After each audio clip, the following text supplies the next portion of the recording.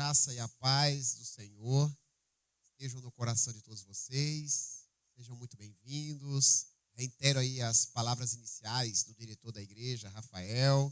Você de casa, obrigado por deixar a gente entrar na sua residência.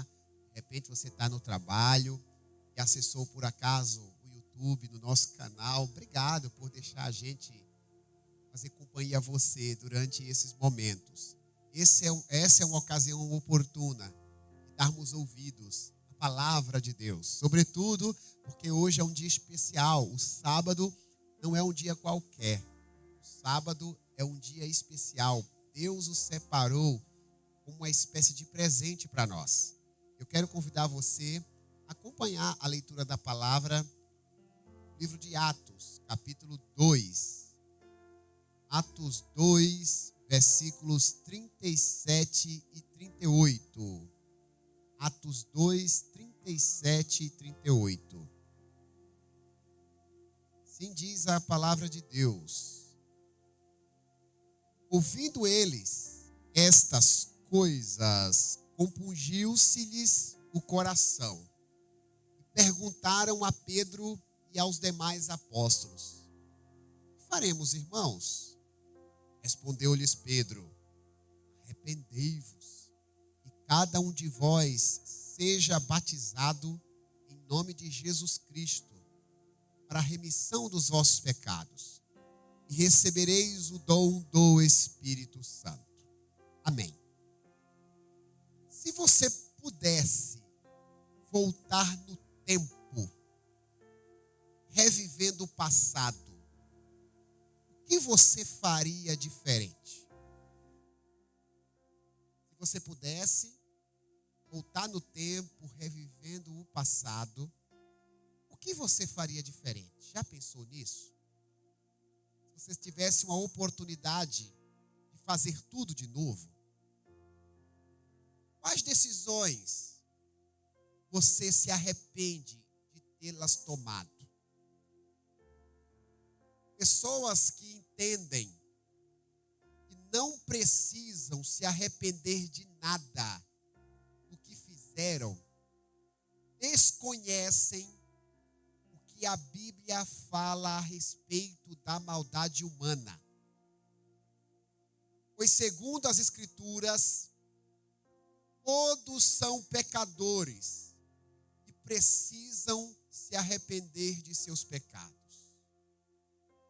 O arrependimento é característica obrigatória de quem segue a Jesus. Sem arrependimento não há comunhão com Deus.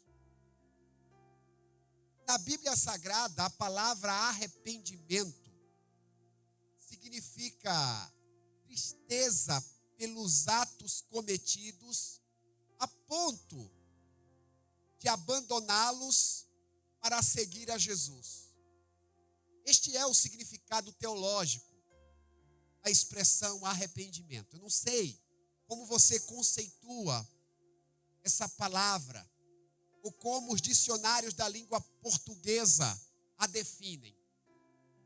Mas teologicamente, arrependimento significa tristeza profunda pelos atos cometidos a ponto de abandoná-los para seguir a Jesus. Esta é a definição bíblica de arrependimento.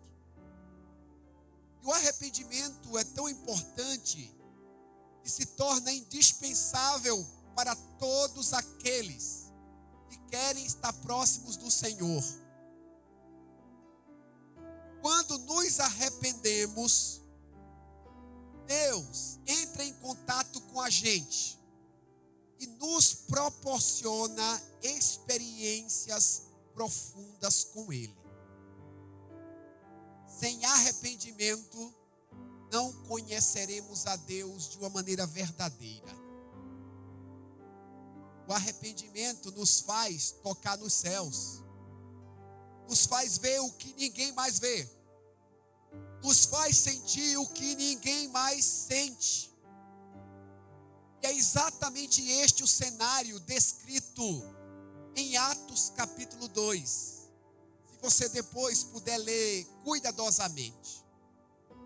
Nesse trecho das Escrituras, você perceberá os motivos pelos quais todos nós devemos nos arrepender. E a mensagem de hoje nos apresenta, pelo menos, 2 motivos importantes para seguirmos este caminho do arrependimento. Sendo o primeiro deles o seguinte: ouça-me, por favor, você de casa também. Precisamos nos arrepender para estarmos puros diante de Deus. Precisamos nos arrepender para estarmos puros diante de Deus. Na Bíblia, Deus é apresentado como alguém espiritualmente limpo. Sendo limpo, Deus espera que também o sejamos. Não à toa, o Salmo de número 24, Salmo 24, versículo 3 e 4, diz assim: quem subirá ao monte do Senhor? Quem há de permanecer no seu lugar santo? O que é limpo de mãos e puro de coração, e não entrega a sua alma à falsidade, nem jura dolosamente. Sem pureza espiritual, meus irmãos, o nosso relacionamento com o Pai fica comprometido.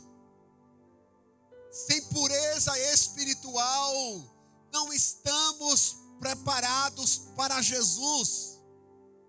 Sem pureza espiritual, não estamos preparados para viver com Deus. A pureza é indispensável. Apesar de sermos pecadores, a Bíblia nos aponta um caminho para sermos puros.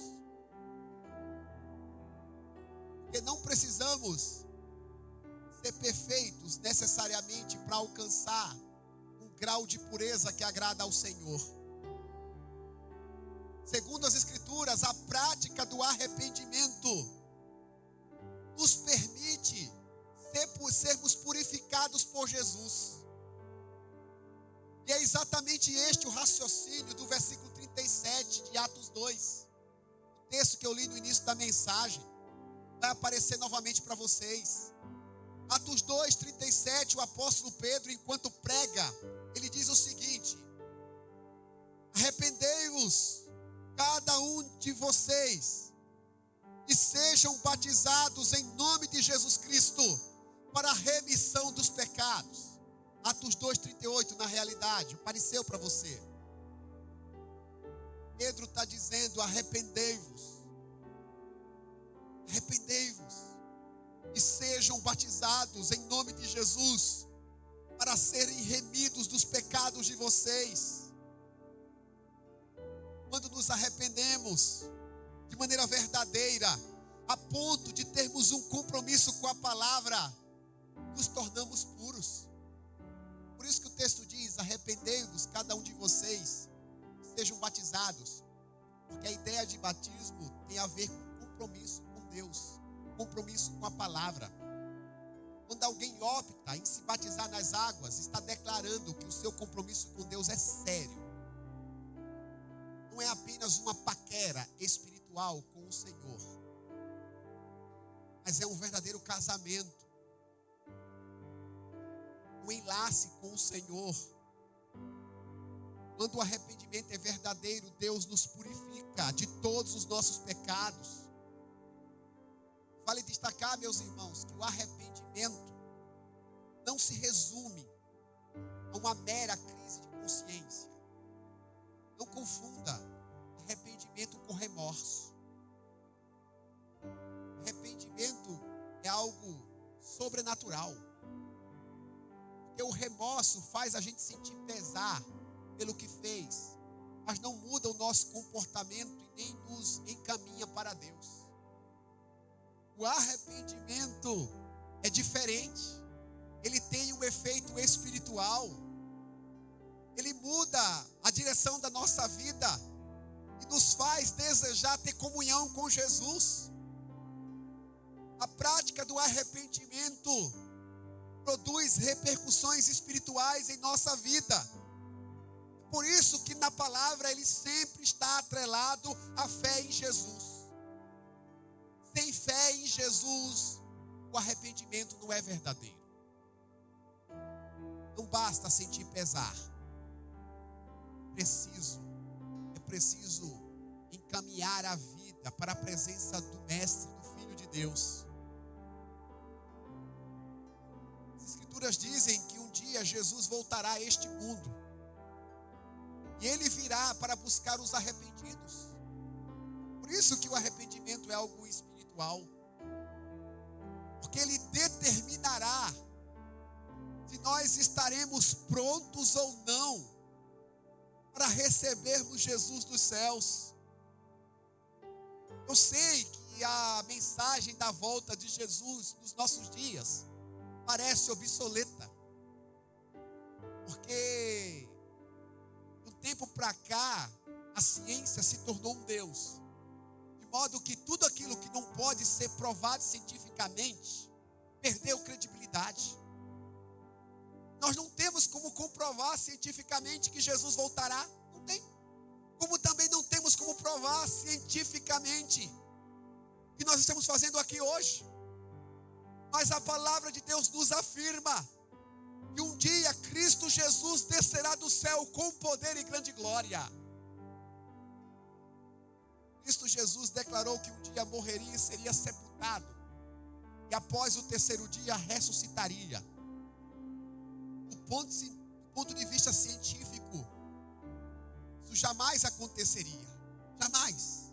Como pode um homem morto há 3 dias, morreu na quarta-feira, como pode ficar morto na quinta, na sexta, no sábado? Como pode ressuscitar no final do sábado? Como pode? A Bíblia diz que depois de 3 dias e 3 noites, Jesus ressuscitou.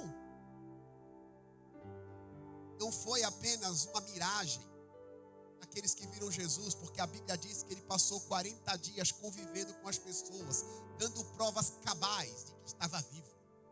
Você vai ver depois da ressurreição de Jesus na Bíblia, Jesus comendo peixe. Você vai ver Jesus tocando nas pessoas, sendo tocado. Não era um fantasma, como alguns pressupunham. Ele ressuscitou contra qualquer argumento científico. Do mesmo modo, Cristo Jesus descerá do céu. Quando ele estava ascendendo aos céus, sob os olhares dos seus discípulos, a Bíblia diz que ele literalmente flutuou, foi desaparecendo entre as nuvens. Imagine o olhar de saudade daqueles que conviveram com Jesus. Não sei se você já viveu uma experiência de ver alguém entrando no ônibus e indo embora, alguém que você gosta muito. Ou alguém no aeroporto entrando na sala de embarque, pessoa desaparecendo e seu coração apertado. Desse modo que a Bíblia relata a ascensão de Jesus aos céus. Os discípulos olhando, vendo Jesus indo embora, e ele desaparecendo. Até que 2 homens de branco, na realidade eram 2 anjos, dizem: por que vocês estão olhando para os céus? Esse mesmo Jesus, que é visto subindo aos céus, vocês o verão descendo dos céus, do mesmo modo que o viram subir. Jesus um dia voltará. Por isso que o arrependimento é tão importante. Porque pessoas que não se arrependem dos seus pecados não terão alegria no retorno de Jesus a este mundo. Porque Jesus virá uma missão dupla. Ele virá para arrebatar os arrependidos, aqueles que reconheceram os seus pecados e caminharam com ele. Mas a Bíblia também diz que ele virá para julgar aqueles que não quiseram se arrepender. Por isso que a Bíblia diz que será o grande e terrível dia do Senhor. E será grande e maravilhoso para para uma parcela de pessoas, mas também será um dia terrível. Precisamos nos arrepender para estarmos preparados para a volta de Jesus, para estarmos puros, porque somente subirá o monte santo do Senhor, somente estará no seu lugar santo aqueles que são puros de mão e limpos de coração. Não importa a faixa etária, a classe social, a cor da pele, o conhecimento religioso, todos nós precisamos nos arrepender dos pecados, pois isto é bom e agradável diante de Deus. Não importa, o arrependimento é necessário, pense nisso. Um segundo motivo descrito em Atos, capítulo 2, nos faz perceber o quanto o arrependimento é importante. Diz assim: precisamos nos arrepender para desfrutar de um avivamento espiritual. Atos capítulo 2 descreve o poderoso mover de Deus entre os discípulos. Atos 2 é um divisor de águas. Mas é preciso entender o pano de fundo de Atos 2. Em Atos 2, os discípulos são cheios do Espírito Santo, desfrutam de uma experiência sobrenatural. Nós denominamos essa experiência de avivamento. A palavra avivamento é o ato de receber vida. Nas Escrituras, este assunto está relacionado a contatos profundos com o Senhor, que fazem o indivíduo ser transformado numa pessoa melhor. O avivamento espiritual faz alguém ser transformado. Ninguém é transformado simplesmente porque quis ser transformado. O querer é o primeiro passo. Transformação é sobrenatural. Ela também depende de como Deus age. Isso é percebido em Atos capítulo 2. Porque a Bíblia diz que as pessoas, elas compungiram seus corações. Algumas Bíblias apresentam a palavra quebrantaram seus corações. A ideia de quebrantamento tem a ver com mudança de vida, com transformação interior. As pessoas sentiram uma necessidade tão grande de mudança. Em Atos 2, no versículo 37, agora sim, no versículo 37, as pessoas perguntaram, interromperam Pedro enquanto Pedro pregava. Perguntaram para Pedro, ouvindo eles estas coisas, compungiu-se-lhes o coração e perguntaram a Pedro e aos demais apóstolos: que faremos, irmãos? Eles não apenas ficaram admirados com a mensagem pregada. Pedro tinha pregado um excelente sermão, um sermão maravilhoso, mas eles quiseram saber como seriam suas vidas a partir daquele momento. Pessoas avivadas sentem sede e fome de Deus. O avivamento não é apenas uma emoção, onde uma pessoa chora diante de Deus. Não. A pessoa avivada, ela sente um desejo intenso de estar na presença de Deus. Isso é tão fervoroso que a pessoa avivada é capaz de entregar a sua própria vida por amor a Deus. Os apóstolos, eles entregaram suas vidas em sacrifício. A maioria deles se tornou mártir, foram martirizados, morreram de uma maneira cruel. E eles não tinham amor à própria vida porque eram avivados. Pessoas avivadas também sentem vergonha de pecar. Elas têm vergonha, se sentem constrangidas de continuarem no pecado. Pessoas avivadas compartilham a palavra do Senhor com outros.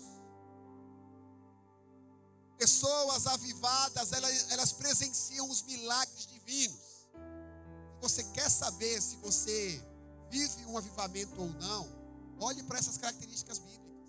Lá em Atos 2, pessoas avivadas têm vergonha do pecado, elas têm vergonha de pecar. Pessoas avivadas, elas são atraídas para a oração, elas são atraídas para o culto, elas são atraídas para lerem a Bíblia. Pessoas avivadas, elas experimentam os milagres. Elas veem os milagres de Deus.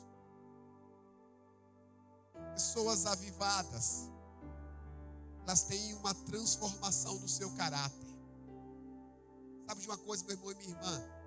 Esse tipo de experiência, o Espírito Santo deseja que nós tenhamos. Quando perguntaram para Pedro, o que a gente vai fazer agora? Você pregou a palavra, o que a gente faz? Pedro diz, arrependam cada um de vocês dos seus pecados para serem perdoados, e vocês receberão o dom do Espírito Santo. Pedro está falando do dom do Espírito. Ele está falando de manifestações extraordinárias, está falando de línguas estranhas, mas não apenas de línguas estranhas, ele está falando de qualquer outra manifestação que o Espírito Santo produz numa pessoa que é avivada.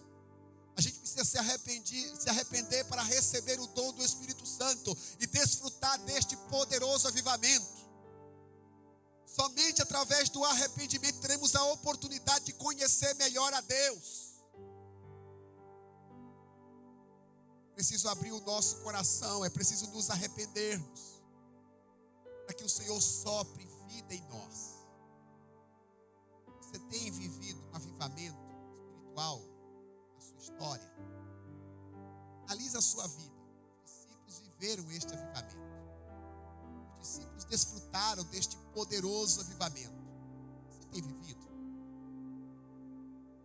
Observe as características. Você tem fome e sede de Deus? Você vem para a igreja porque entende que isso é uma obrigação? Você tem prazer de estar aqui? Você tem prazer de orar? Você tem prazer de ler a Bíblia? Você se sente constrangido quando peca? Você se sente movido a mudar o seu caráter? Você sente satisfação em compartilhar a palavra de Deus com outras pessoas? Estes são sinais do avivamento. Deus quer que você tenha esse tipo de experiência com Ele. Mas o único modo disso acontecer é através do arrependimento. Se nós não nos arrependermos, jamais viveremos esse tipo de experiência. Meus irmãos, esta série de mensagens a gente aprendeu que viver pecando nos afasta da presença do Senhor. Compromete a nossa qualidade de vida física, emocional, sobretudo espiritual. O arrependimento é uma prática terapêutica. Faz bem para a nossa alma. Produz uma sensação de alívio. Nos faz ter conexão com o mundo sobrenatural. Eu e você devemos nos arrepender das coisas erradas que fazemos. Segundo a palavra, não há cristianismo sem reconhecimento de culpa. Não há cristianismo sem confissão. Não há cristianismo sem obediência. Nós somos pecadores, é verdade. Mas há um remédio para curar o nosso pecado. Um remédio único, chamado arrependimento. Nicodemos demorou a entender o que Jesus estava falando em João capítulo 3. Jesus disse para Nicodemos que ele precisava nascer de novo. Uma linguagem metafórica sobre arrependimento, sobre mudança de vida. Porque Nicodemos era um religioso. Nicodemos era um praticante da fé religiosa. Na cabeça de Nicodemos, ele não entendia que precisava se arrepender de alguma coisa. Arrependimento é para todos. Arrependimento precisa ser uma prática cotidiana de quem serve a Deus. O arrependimento que tem a ver com constrangimento pelo pecado, pesar pelas coisas erradas feitas, e uma mudança em direção a Jesus. Precisamos nos arrepender, irmãos. Deus quer que sejamos um povo arrependido. Você pode ficar em pé, por gentileza? Algumas semanas foi notícia em muitos jornais, inclusive seculares, de um movimento na faculdade ou na universidade de Asbury, no estado de Kentucky, Estados Unidos da América. As pessoas começaram a orar numa capela da universidade e algo diferente aconteceu. Algumas delas se sentiram constrangidas pelos seus pecados a ponto de confessá-los publicamente. As pessoas confessavam os seus pecados umas às outras. E elas não paravam de chorar, não paravam de orar. Elas não queriam sair daquele lugar. O movimento foi tão maravilhoso que algumas das pessoas saíam da capela para compartilhar com outras a respeito do que estava acontecendo ali na capela. Outros alunos da universidade começaram a frequentar a capela. Durante muitos dias, aquele culto não se encerrava. As pessoas que se cansavam iam embora. Outras chegavam e as pessoas continuavam orando e cantando. Centenas e milhares de pessoas souberam do que estava acontecendo em Asbury e saíram dos seus estados, das suas cidades e foram para ver o que estava acontecendo. Uma das manchetes de um dos jornais seculares que noticiou o que estava acontecendo em Asbury dizia o seguinte: o culto que não acaba. O culto que não acaba. Não tinha nenhum cantor famoso, não tinha nenhum pregador famoso, não tinha essa estrutura que nós temos aqui, Rafa. Acredite, era um lugar simples, onde as pessoas passavam meia hora, 40 minutos, fazendo suas orações. Lá em Asbury, as pessoas experimentaram um poderoso avivamento. Pelos sinais, nós podemos afirmar que foi um poderoso avivamento. Ao longo da história, houve grandes avivamentos. Se você estudar um pouco da história do movimento evangélico no Brasil, entre os anos de 1910 até 1935, você vai ver cada avivamento acontecendo aqui no nosso país. 2 jovens que vieram do exterior, entendendo que Deus estava lhes direcionando para estarem no Brasil, chamados Gurnavin e Daniel Berg, vieram aqui para fazer missão, pregar o evangelho, na mensagem do avivamento. Começaram a pregar o evangelho, pessoas começaram a se converter. Até hoje, as igrejas, as assembleias de Deus, são gratas a esses 2 jovens. Foram os pioneiros que começaram esse trabalho nesta igreja importante do nosso país. No ano de 1910 para cá. Tem um outro camarada chamado Luiz Franciscon, camarada que veio do exterior também, neste movimento sobrenatural que aconteceu neste período. Começou a pregar o evangelho, grandes coisas aconteceram. Até hoje, a congregação cristã do Brasil é grata a Luiz Franciscon. No ano de 1932, um homem que não tinha acesso à internet, porque não havia internet naquela época, um homem que não sabia do que estava acontecendo nesses lugares, estava orando no seu quarto, um homem chamado João Augusto Silveira. E a história diz que ele foi revestido do Espírito Santo, passou a falar em outras línguas, línguas dos céus. E este homem deu início à Igreja Adventista da Promessa, que 91 anos depois está aqui pregando a palavra de Deus. Está em vários estados do Brasil, está em vários países da América do Sul, da América Central, da Europa, da Ásia, da África. Só falta a Oceania ser alcançada. São poderosos avivamentos que Deus fez acontecer na história. Deus usou esses homens que eu mencionei, e eu fui além da nossa denominação, até para ser justo com a história. Mas Deus não encerrou o avivamento que Ele quer produzir neste mundo.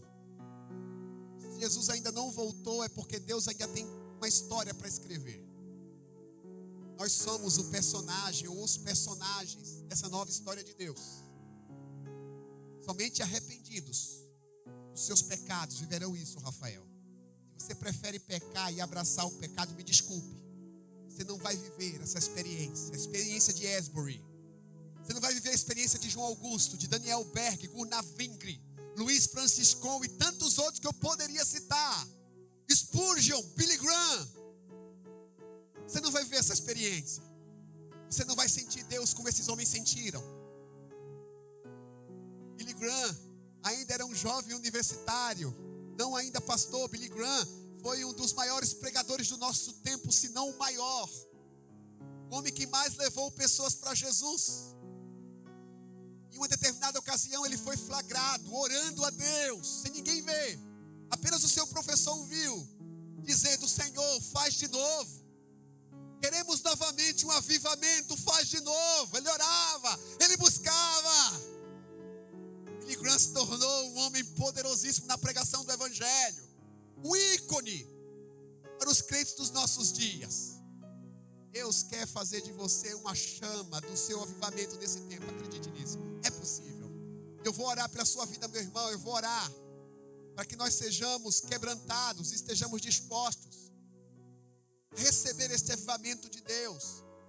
Possamos nos arrependermos dos nossos pecados, para sermos avivados pelo Senhor. Como disse os irmãos que ouviram Pedro: o que faremos? O que faremos nós?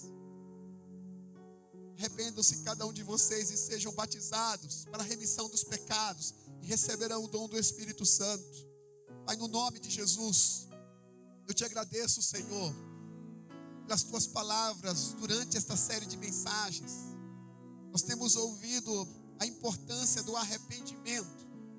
Os homens e mulheres de Deus na Bíblia não foram considerados espirituais por conta de suas perfeições. Pelo contrário, a Bíblia escancara seus erros. A Bíblia diz o que eles fizeram. E existem coisas terríveis que esses homens e mulheres praticaram, mas foram considerados pessoas segundo o teu coração, porque quebrantaram os seus corações, porque se arrependeram da mentira, se arrependeram da maldade, se arrependeram da imoralidade. Eles entenderam que precisavam desta experiência contigo. Meu Deus, quantos de nós precisamos nos arrepender? E eu oro, meu Deus, de maneira coletiva, pedindo perdão pelos nossos pecados, pelos pecados daqueles que me assistem de casa, pelos pecados daqueles que estão aqui comigo. Deus, nós confessamos nossas culpas. Somos pecadores. Não somos melhores do que os criminosos, não somos melhores do que os homens maus deste tempo. Nós somos tão maus quanto eles. Mas queremos nos arrepender, Senhor. Queremos compungir o nosso coração. Queremos derramar a nossa alma, pois queremos viver um poderoso avivamento. Queremos ter nossas vidas transformadas. Igreja, meu Senhor, não é apenas um grupo de pessoas que se reúne. É fruto de um avivamento. Sem arrependimento não existe essa experiência. Meu Deus, queremos ter fome, queremos ter sede do Senhor. Queremos falar em línguas, queremos profetizar, queremos curar, queremos ver milagres. Por isso nós nos arrependemos, Senhor, dos nossos pecados. Queremos ver gente se convertendo. E o teu Espírito Santo é quem faz tudo isso em nós. Abençoa os teus filhos, Senhor, eu te peço. Que o avivamento de Asbury, o avivamento da Rua Azusa, o avivamento de Paulista, o avivamento sentido por Daniel Berg, Gunnar Wingre, Luiz Franciscon, João Augusto Silveira, Billy Graham, Spurgeon, Charles Finney e tantos outros homens que foram usados por ti. Seja sentido pelo teu povo nesses dias. Usa-nos, Senhor, em tuas mãos. Queremos viver este avivamento, Senhor. Olha para nós, Senhor, que os céus se abram sobre os teus filhos. Em nome de Jesus Cristo, em nome de Jesus. Eu oro, Senhor, e creio no teu mover entre nós, em nome de Jesus. Aleluias. Glória a Deus, aleluias, aleluias. Antes da gente cantar, irmão, vamos levantar a mão e dar uma glorificação para Jesus. Vamos dizer glória a Deus, glória a Jesus. Glória a Deus. Glória a Jesus. Glória a Deus. Glória a Jesus. Aleluias.